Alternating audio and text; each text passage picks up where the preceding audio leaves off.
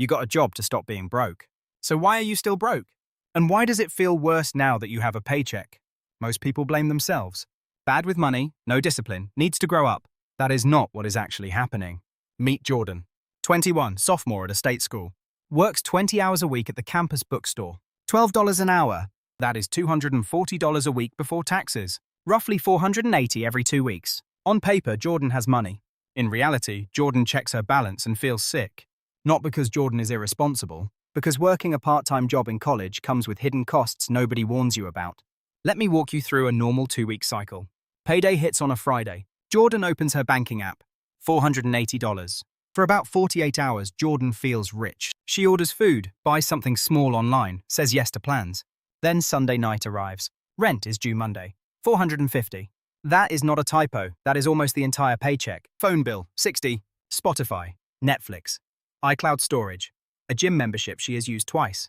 Another $80 a month on subscriptions she forgot she signed up for. Half of them still charging the card from high school.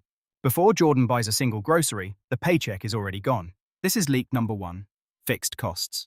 Your job does not pay for your life. It pays for your bills. Everything after that is survival spending. Leak number 2 is social spending. Tuesday. Group chat blows up. Drinks tonight, someone's birthday. We should get food. Jordan has $11 in checking. Jordan goes anyway. Because in college, saying no is social suicide. You cannot be the friend who never goes out when everyone is already stressed and broke. One night, $43. That is 3.5 hours of work. Gone on an Uber, 2 drinks, and a tip. Jordan tells herself it was worth it for the memories. The memory costs the same as a textbook. Leak number 3 is the one nobody talks about. Convenience spending. I worked hard today, I deserve this. DoorDash, because cooking feels like a second job after a 6-hour shift. Amazon at midnight because stress shopping is real. A $6 coffee every morning because she earned it. $6 does not sound like much. That is $180 a month. On coffee alone. Jordan is not lazy. Jordan is exhausted. Working a job takes energy. Energy you used to spend cooking, planning, and saying no to impulse buys. So you outsource the hard parts of adult life. And you pay a premium for it. That is the trap. You trade time for money at work. Then you trade money back for time at home. Except the exchange rate is terrible. Here is what makes it worse. The invisible costs of having the job in the first place. Gas to get there, or a bus pass. Work shoes that wear out. Food during shifts because the bookstore does not give you a lunch break long enough to go home. Your job creates expenses your job is supposed to cover. Now here is the part that breaks people. More hours does not fix this. Jordan picked up a second shift during finals week. An extra $120 a week.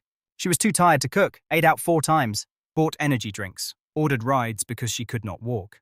Spent an extra $140. More income, more exhaustion, same empty bank account. Economists call this lifestyle inflation. Your spending quietly rises to match whatever you earn. Not because you are stupid, because tired people buy shortcuts. Welcome to the paycheck treadmill. Work, get paid, spend, wait 2 weeks, repeat. You are not building savings. You are surviving until the next deposit. And here is the comparison that makes it sting. Jordan's roommate works the same job, same hourly wage, but lives at home 30 minutes away. No rent, no utilities, mum's fridge. Same paycheck, completely different life. Jordan is not broken. The math is, in most college towns, part-time wages do not cover full-time costs. Rent, bills, food, one social life, transportation. Add them up and you get 0, sometimes less than 0. Let me show you Jordan's week, day by day. Monday, rent auto drafts. Jordan does not even look. Tuesday, class until 3, shift until 9. She eats on campus, $14. Wednesday, textbook access code, $120 required for 1 class. Thursday, car insurance, $89. She needs the car to get to the job. Friday, payday, relief for exactly 1 weekend. Saturday, friends want brunch, she goes, $31. Sunday, grocery run, $62. She bought the name brand because she was tired. By Monday, she is back to $11 and a calendar full of shifts. That is not a budgeting problem, that is a math problem. And then there is the overdraft. Jordan bought gas on Tuesday, forgot a pending charge from Sunday. $35 overdraft fee, that is almost 3 hours of work. Gone, because of timing. The bank does not care that you have a shift tomorrow. Now the side hustle everyone recommends. Sell clothes online, drive for a delivery app, freelance on weekends. Jordan tried reselling thrift finds, spent $40 on inventory, made $12 in sales. Lost money in 3 weekends. Side hustles sound free until you count the hours and the startup costs. Your parents worked a summer job and saved for a car. Jordan's summer job pays for rent and Wi-Fi. Same script, different economy. And yes, Jordan has a nice phone. $24 a month for 36 months. She needs it for work schedules, banking, and the group chat. Broke with a nice phone is not hypocrisy. It is what happens when the tools for modern life cost money too. There is also the guilt spiral. Jordan checks her account at 2 in the morning. Googles how to save money fast. Finds advice written by someone who never paid rent in a college town. Just make coffee at home, just meal prep on Sundays. Jordan's Sunday is laundry, homework, and a closing shift. There is no magical meal prep hour when you are already running on empty. The advice is not wrong, it is just written for a person with time. And time is what your job is already taking. One more thing nobody mentions. Financial stress makes you worse with money. When you are anxious, you spend to feel normal for 5 minutes. When you are tired, you pay for convenience.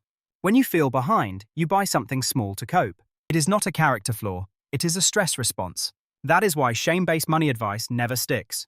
You do not need a lecture, you need a system that fits a student's schedule. So what actually helps? Not a color-coded budget app you delete in 6 days.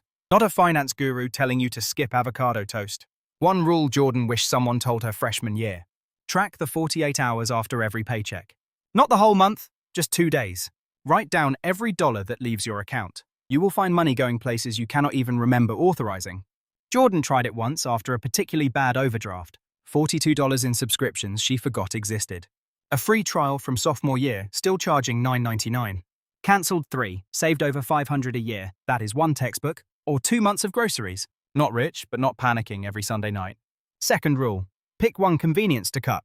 Not all of them, just one. Jordan picked DoorDash first. Not forever, just for 2 weeks to see the number. She saved $86 and realized most orders were boredom, not hunger. The coffee, the delivery app, the impulse Amazon cart. One cut does not fix everything, but it proves you are not helpless. Third rule, stop measuring yourself against people with different expenses. Your roommate with no rent is playing a different game. The friend with family money is playing a different game. You are working a job, paying rent, and trying to have a life. That is 3 full-time jobs disguised as one. Working a job does not keep you broke because you are lazy.